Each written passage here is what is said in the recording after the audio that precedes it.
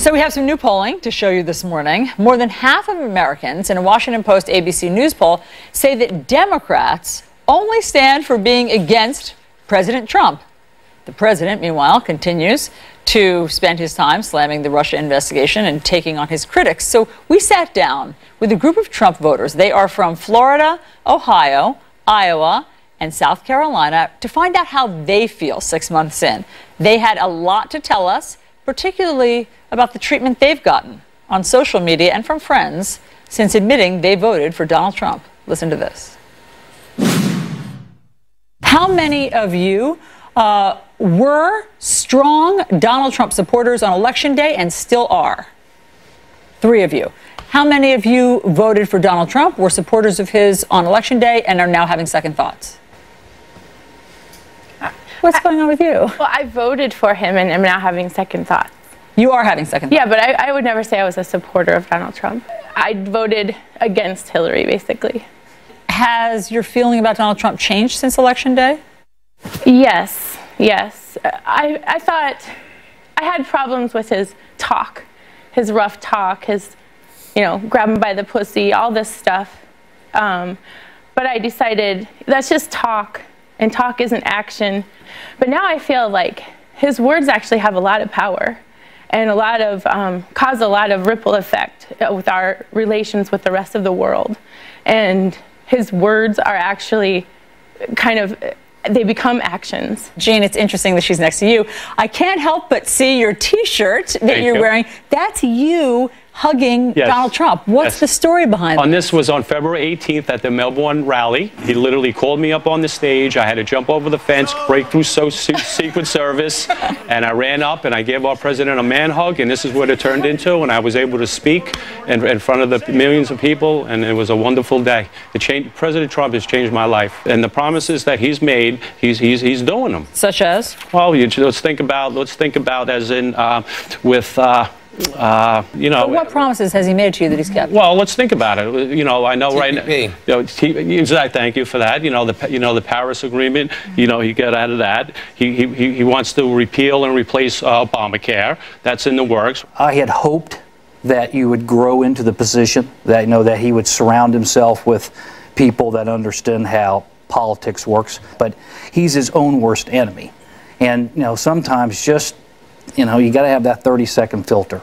Just because you think it doesn't mean you have to say it or tweet it. And talking about the tweeting, our president told us he's the modern day president. There you go. To me, I love his tweets. I think he can tweet every morning. I actually can't wake up in the morning to see him. What do you love about that? Because he talks to us. He's talking to we the people. Do you think he ever crosses the line? No, at all. I don't think he does. Kim, you are still a strong supporter of Donald Trump. What is it specifically that you like? Well, I'm a veteran. I was in the United States Navy for 4 years, and I feel that I do like that he's a businessman and not a politician.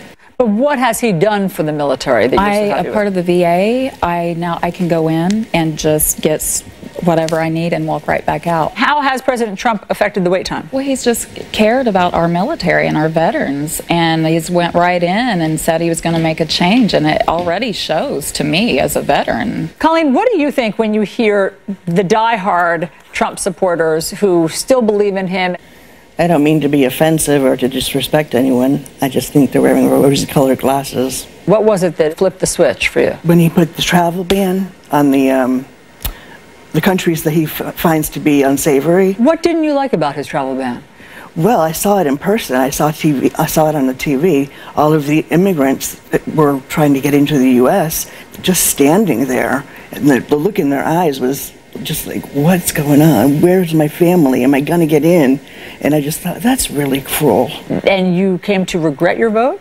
Yes, I did. In fact, I started a group on Facebook called I Regret Voting for Trump. What's been the response to that group? That's funny. I expected other people that were of my like mind who regretted voting for Trump to sign up and come along with me, but I got Hillary voters instead who came on to congratulate me for changing my mind. I've received a lot of hatred from people that I loved and respected that were Hillary supporters, or I didn't realize how much our relationship hinged on politics until admitting that I voted for Trump. I mean, I'm kind of callous to it now, but what did they say to you?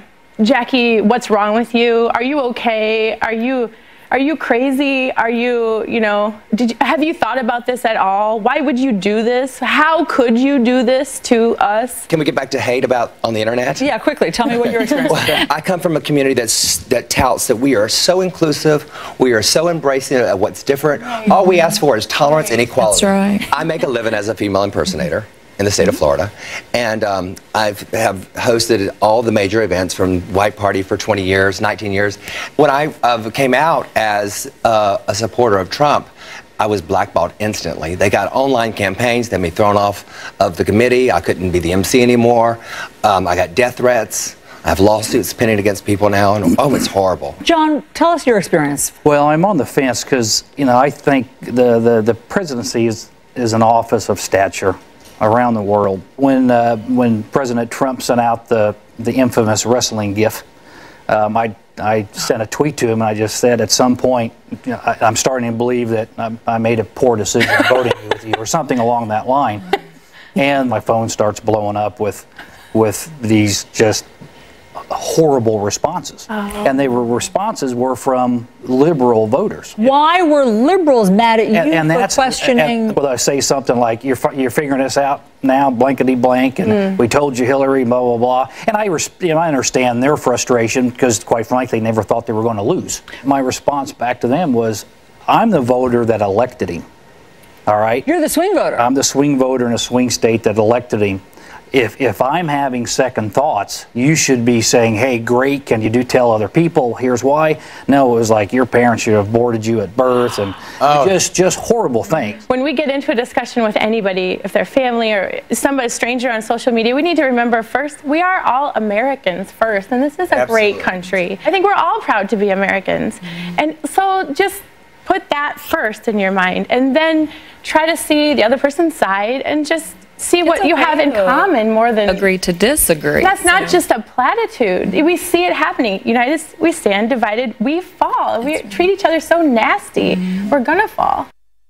I mean, just more examples of how overheated the climate is right now, and how people are punished, certainly on social media, for their political choices. Look, it's not a useful discussion for either side. No one's going to get what they want if that's the tenor of the discussion and the pushback there. It's interesting how this panel splits in a way that we're seeing in the new polling right now, it reflects exactly the new polling out this morning. The firm Trump supporters are sticking with him, but some of those swing voters in swing counties now have started to have doubts. That could be hugely significant going forward. All right, we're following a lot of